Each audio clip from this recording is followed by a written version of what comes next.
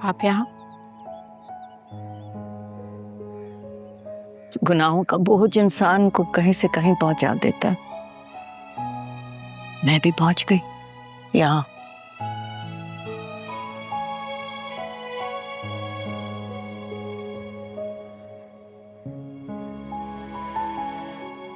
मानी कैसा है?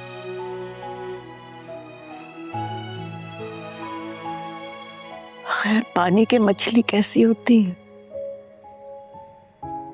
सालों पहले मैंने एक सच बहजाद से छुपाया था, जिसका खमियाजा मैं उसके अकेलेपन की सूरत में आज तक भुगत रही हूँ।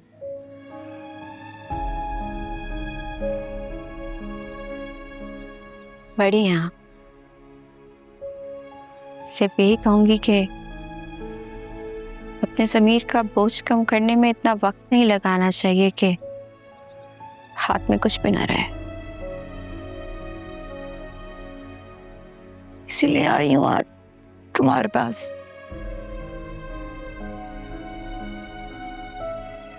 जो झूठ मैंने तुम्हारे बारे में मानी से कहा था, शायद वही झूठ तुम दोनों के बीच नफरतों को हवा देता रहा।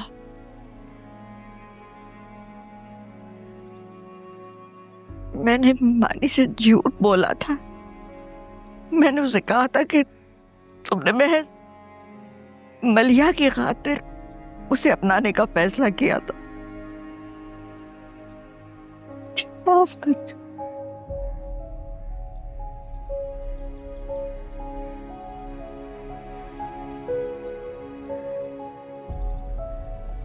मुझे तो किस बात का नहीं है कि आपने झूठ बोला।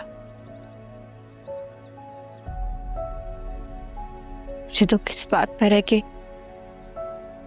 हानी ने इस बात को तस्लीम किया। मेरे लाख दफा इनकार के बावजूद हानी ने हमेशा मुझ पर यकीन किया। मैं मानूं या ना मानूं, हानी को यकीन था कि मुझे उससे मोहब्बत है। वो आज भी उसी यकीन पर कायम है। वो नामुकम्मल है तुम्हारे बगैर।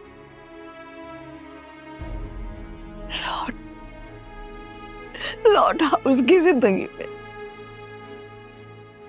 क्योंकि अगर तुम नहीं लौटोगी ना, वो वापस अपनी जिंदगी की तरफ नहीं जा सकेगा। ये देखो, लौट आओ, मुझे माफ कर दो।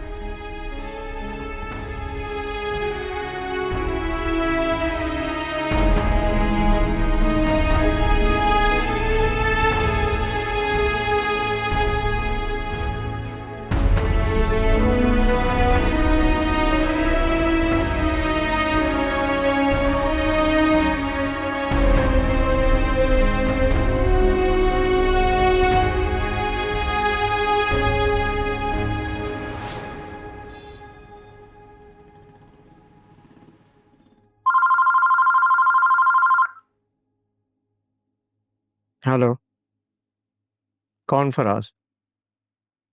मेरा दोस्त? अच्छा ठीक है, भेजो उसे।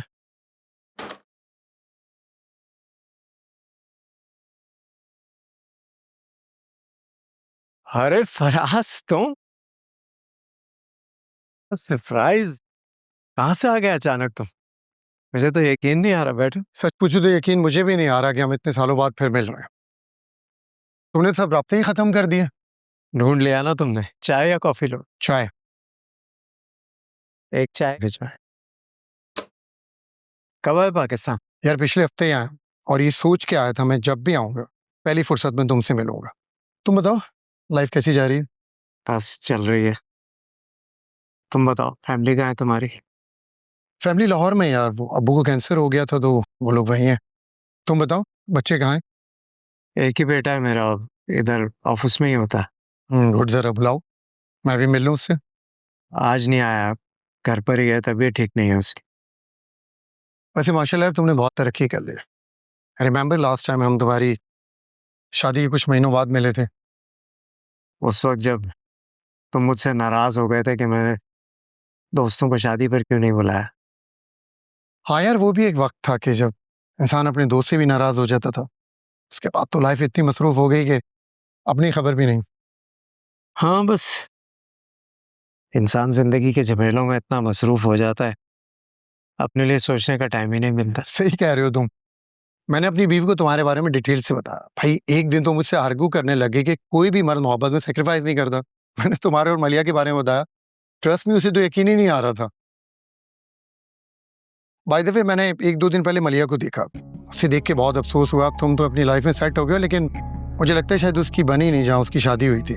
कहाँ देखा तुमने मलिया को? क्या हो गया यार, आर यू ओके? नहीं देखा कहाँ, वेयर एग्जैक्टली? लाहौर में एक हॉस्पिटल में देखा। पहले तो मुझे यकीन नहीं आ रहा था, लेकिन जब मैंने कंफर्म किया तो वो मलिया ही थी। उसकी कीमो स्टार्ट हुई है। She is a cancer patient. Cancer?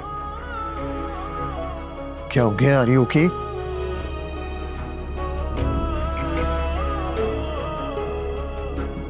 Behzad, Behzad, are you okay? Behzad, what happened?